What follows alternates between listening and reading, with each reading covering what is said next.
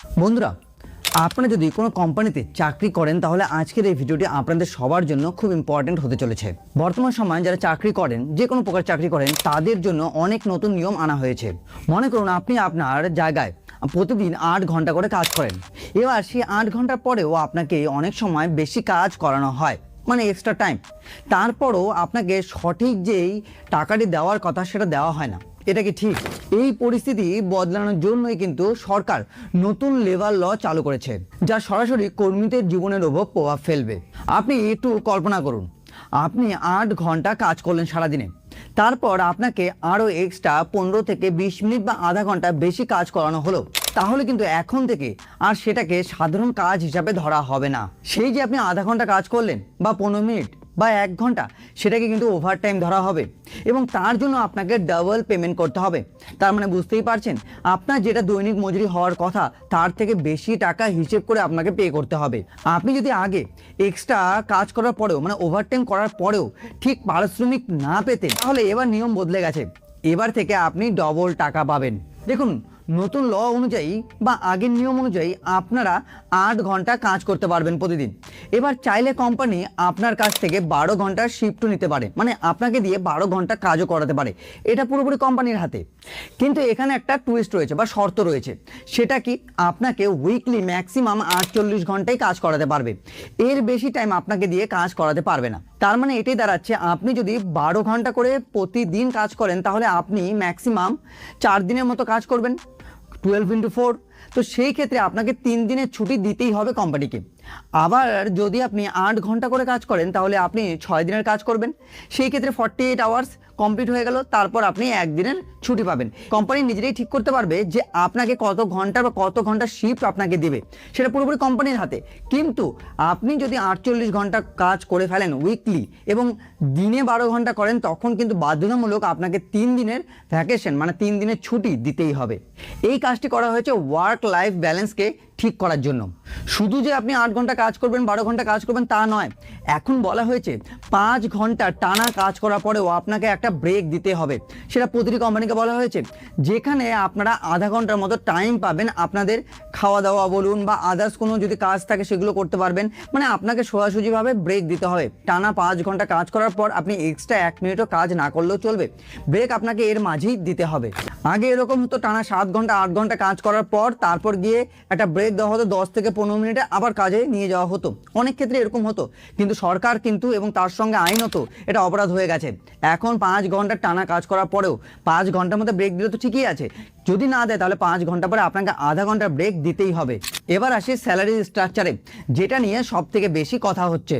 নতুন নিয়ম অনুযায়ী কোনো কর্মচারীর বেসিক স্যালারির মোট সিটিসি এর 50% অন্তত হতে হবে। এর ফলে পিএফ বা গ্র্যাচুইটিতে বোনাস বাড়বে। তবে এখানে একটা টুইস্ট রয়েছে। এবার এখানে অনেকেই ভাববেন, যদি এরকম হয় গ্র্যাচুইটি বা পিএফে যদি বেশি টাকা চলে যায় তাহলে আমার হাতে কম টাকা আসবে, মানে আমার লসই তো হচ্ছে না, আমার লাভ কি হচ্ছে? দেখতে গেলে লসই হচ্ছে, কারণ শর্ট টার্মে আপনার কাছে সেরকমভাবে টাকা আসছে না, কিন্তু লং টার্মে কিন্তু আপনাদের কাছে লাভই হচ্ছে। কিভাবে আমি বলছি, সেই টাকাগুলো আপনার জমছে, ইন ফিউচারে আপনি সেই টাকাগুলো রিটার্ন পাবেন এবং মোটা অঙ্কের টাকা রিটার্ন পাবেন। তো সেই দিক দিয়ে দেখতে গেলে লং টার্মে আপনার লাভ হচ্ছে, কিন্তু শর্ট টার্মে দেখতে গেলে যাদের স্যালারি কম তাদের একটু অসুবিধা হতে পারে, কারণ শুধুমাত্র পিএফ নয়, বাকি আদার্স যতগুলো সুবিধা রয়েছে সেখানে বেশি টাকা ইনভেস্ট হচ্ছে। তার সঙ্গে আরেকটি পরিবর্তন আনা হয়েছে, এটাও কিন্তু প্রতিটি কর্মচারীর জন্য গুরুত্বপূর্ণ। প্রতিটি কোম্পানিকে যেখানেই আপনি কাজ করুন না কেন, আপনাদেরকে 7 তারিখের মধ্যে স্যালারি দিতেই হবে। হ্যাঁ, 100% 7 তারিখের মধ্যে স্যালারি। আগে কি হতো, কেউ 15 তারিখ, কেউ 20 তারিখ, কেউ আবার 25 তারিখেও স্যালারি দিত। কিন্তু এখন থেকে রুলস আনা হয়েছে নতুন লতে, যেখানে আপনাকে 7 তারিখের মধ্যে স্যালারি আপনার ব্যাংক অ্যাকাউন্টে আসতেই হবে বা আপনার ইন হ্যান্ড দিতেই হবে। তাতে স্যালারি দেরিতে পাওয়ার সমস্যা কেটে যাবে। পাশাপাশি কর্মীদের অ্যাপয়েন্টমেন্ট লেটার দেওয়া বাধ্যতামূলক এবং স্যালারি স্লিপ দেওয়া বাধ্যতামূলক। এতে ট্রান্সপারেন্সি বাড়বে, কর্মীরা নিজেদের অধিকার সম্পর্কে আরও পরিষ্কার ধারণা পাবে। আপনি যদি ফ্যাক্টরিতে কাজ করেন, কন্ট্রাক্ট ওয়ার্কার হন তাহলেও আপনার জন্য সুখবর রয়েছে। নতুন নিয়ম অনুযায়ী কন্ট্রাক্ট ওয়ার্কারদের দায়িত্ব এখন প্রিন্সিপাল এমপ্লয়ারদের উপর থাকবে। তার মানে এখন থেকে কন্ট্রাক্টরের যদি কোনো সমস্যা হয় তাহলে ওটার দায়ী শুধুমাত্র কন্ট্রাক্টর নয়, এখন থেকে সেই কোম্পানিও দায়ী থাকবে। আর সবচেয়ে বড় বিষয় হলো গিগ ওয়ার্কার্সদের জন্য এখন থেকে তাদেরকেও আয়ত্তে আনা হচ্ছে। অ্যাপ ওয়ার্কার্স মানে যেমন জোম্যাটো, সুইগি, ব্লিঙ্কিট এদের কথা বলা হয়েছে। এরাও এখন থেকে সোশ্যাল সিকিউরিটি বেনিফিট পেতে পারেন। কোম্পানিগুলো তাদের অ্যানুয়াল টার্নওভারের 1% থেকে 2% পর্যন্ত সোশ্যাল সিকিউরিটি ফান্ডে জমা দিতে হবে। এর ফলে ভবিষ্যতে কর্মীরাও সাপোর্ট পাবেন। এমনকি ডেলিভারির সময় যদি কোনো দুর্ঘটনাও ঘটে যায় সেই ক্ষেত্রে ওয়ার্কাররা বেনিফিট পাবেন। এইসব সুযোগ সুবিধা বর্তমানে আনা হচ্ছে। শুধুমাত্র পুরুষদের জন্য যে লেবার ল আনা হয়েছে তা কিন্তু নয়, মহিলাদের জন্যও কিন্তু কিছু পরিবর্তন আনা হয়েছে।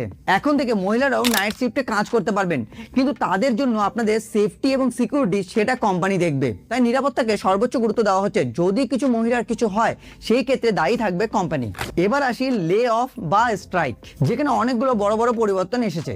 যদি কোনো কোম্পানিতে 300 বা তার বেশি কর্মচারী থাকে তাহলে লে অফ বা কোম্পানি বন্ধ করার আগে গভর্নমেন্টের পারমিশন নিতে হবে। পাশাপাশি কর্মীরা যদি স্ট্রাইক করতে চান তাহলে 14 দিন আগে নোটিশ দিতে হবে। এছাড়াও 20 জনের বেশি কর্মী থাকা কোম্পানিকে জিআর কমিটি গঠন বাধ্যতামূলক হবে, যাতে কর্মীদের অভিযোগ দ্রুত সমাধান করা হয়। এই সমস্ত পরিবর্তনের মূল ভিত্তি হলো 4টি লেবার কোড।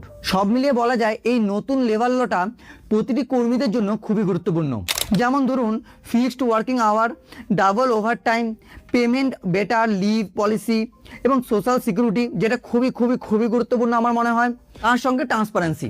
কিছু ক্ষেত্রে শর্ট টার্মে একটু হয়তো আপনাদের ক্ষতি হতে পারে, কিন্তু লং টার্মেও কিন্তু আপনাদেরই বেনিফিট হবে।